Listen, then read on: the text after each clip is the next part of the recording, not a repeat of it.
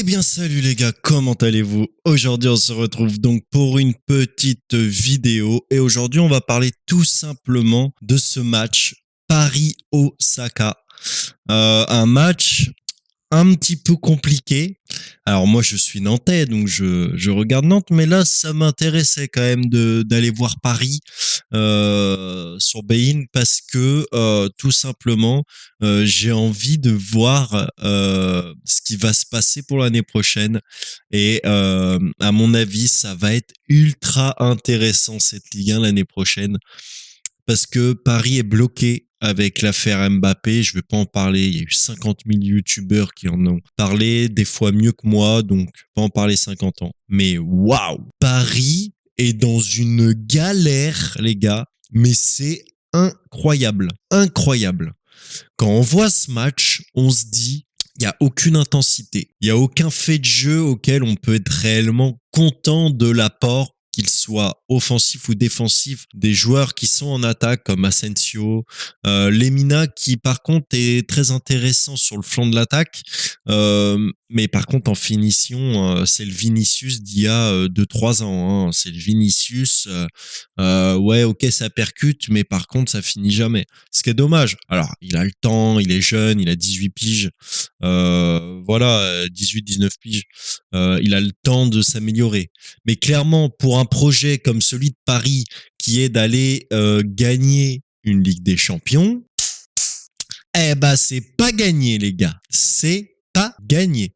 D'une, parce que comme je leur dis, Mbappé bloque les aspects de transfert, donc pour le moment, au niveau du fair play financier, s'ils ne vendent pas, ça va être compliqué. On parle de Verratti qui doit rejoindre Al Hilal, du moins lui a accepté tout ce qui est aspect financier, je crois. Donc, tu veux vendre Verratti, tu veux vendre Mbappé. Et dans l'idée, quand tu vois le jeu proposé par Paris, tu as envie de leur dire, ok, il va partir gratuitement, mais peut-être que au lieu de chercher à le vendre absolument, peut-être que de chercher à se dire, allez, il faut le vendre, faut ramasser des thunes. Je pense que les thunes, ok, c'est pas une histoire pour Paris, genre t'as pas besoin. Pour recruter là, oui, cette année. Donc forcément, il va falloir faire un choix. Le choix, d'ailleurs, c'est Mbappé qui l'a, c'est pas le club. Ouais, on est bien d'accord là-dessus. Mais quand tu vois dans la galère que c'est, soit ils vendent Mbappé très très rapidement, et dans ce cas-là, après ils peuvent acheter, ça débloque des fonds, machin, et puis voilà, le fair play financier, ils peuvent repartir pour recruter. Mais pour moi qui est extérieur, je ne suis pas supporter parisien. C'est chaud, hein. Parce que tu perds Messi que tu ne remplaces pas. Tu vends Icardi, tu vends... bref, c'est très compliqué. Très, très compliqué. Parce que les joueurs, tu les vends, mais tu ne les remplaces pas. Alors, comment ça va se passer? Moi, je suis d'accord. Je suis d'accord pour que le PSG ait des grandes ambitions. Ça fait des années maintenant. Bon, bref. Hein, pendant la Covid Cup, ils ont fait une finale. Sinon, bon, voilà. Mais quand tu vois l'intensité qu'il y a, qu'est-ce qu'on va se faire chier? Alors, on va parler trop vite. Luis Enrique vient d'arriver. On peut peut-être attendre un peu plus de lui prochainement, hein. Il vient d'arriver, il faut qu'il mette son style de jeu en place. Mais perdre face à Osaka, même avec une affiche comme celle-ci, même avec une compo comme celle-ci, tu dois pas perdre. Avec cette compo-là, tu es toujours plus fort sur le papier que Osaka. Même si tu mets Kitike, même si tu mets Ndoul, même si tu mets Lemina, tu dois être plus fort qu'Osaka. Et c'est pas le cas. Tu mets des jeunes, tu es suffisamment fort pour être plus fort qu'Osaka, t'arrives à perdre. Le nul aurait déjà été un match compliqué.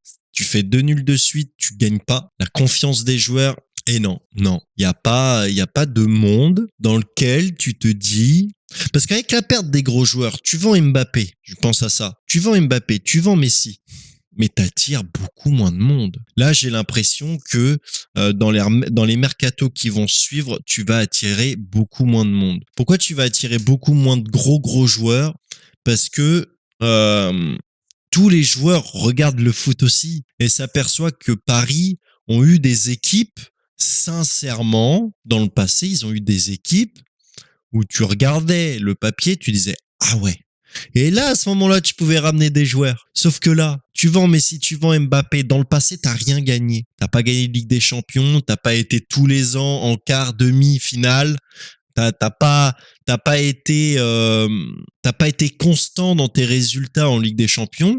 C'était souvent très médiocre. On sait tous que le PSG se suit à partir de février. Là, cette année, il va falloir les suivre toute l'année, les gars. Toute l'année. Parce que ça va être très intéressant de se dire, ok, il n'y a pas de souci, mais ça va être chaud, les gars. Ça va être chaud. Ça va être très, très dur. Donc, soit ils vendent Mbappé rapidement, et dans ce cas-là, on débloque des fonds, on va chercher Harry Kane si tu veux continuer à discuter avec lui.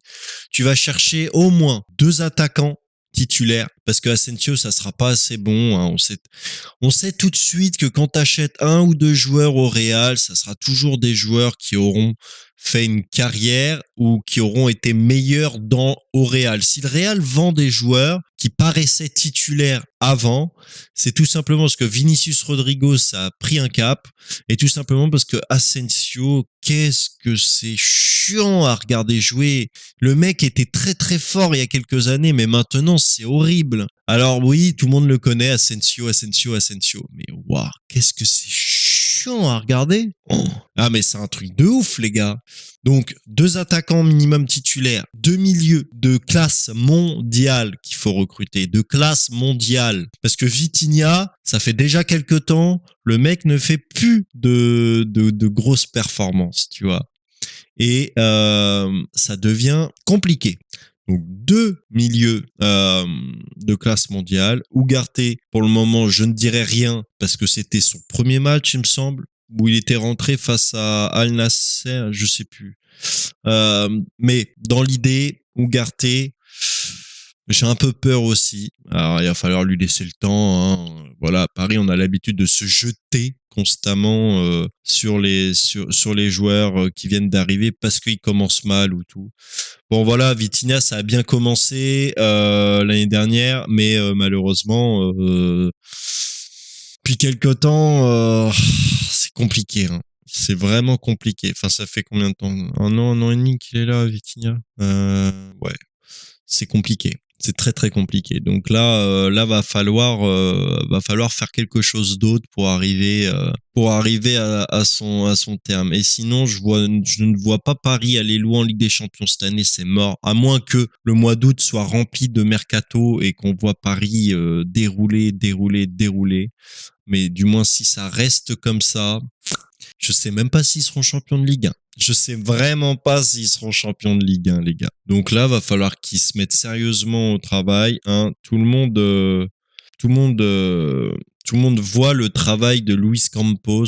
Qu'est-ce qu'il est horrible. Le mec est au Japon actuellement. Le mec est au Japon en train de suivre sa team. Mais mec, on s'en fout. Va négocier avec des joueurs. Essaye d'aller faire... On sait que ça n'existe pas dans le football, hein, mais essayer d'avoir des pré-contrats, commencer à avoir des discussions. On sait que des fois, ça peut être long quand c'est des gros joueurs. On sait que ça se fait attendre et tout. Va discuter. Va discuter avec Harry Kane, va discuter avec des milieux de terrain mondial, de classe mondiale, va discuter avec un latéral droit, surtout un latéral gauche. Parce qu'on sait que des fois les blessures, hein, j'oublie toujours leur nom quand t'es en vidéo. Ça, c'est un truc qui...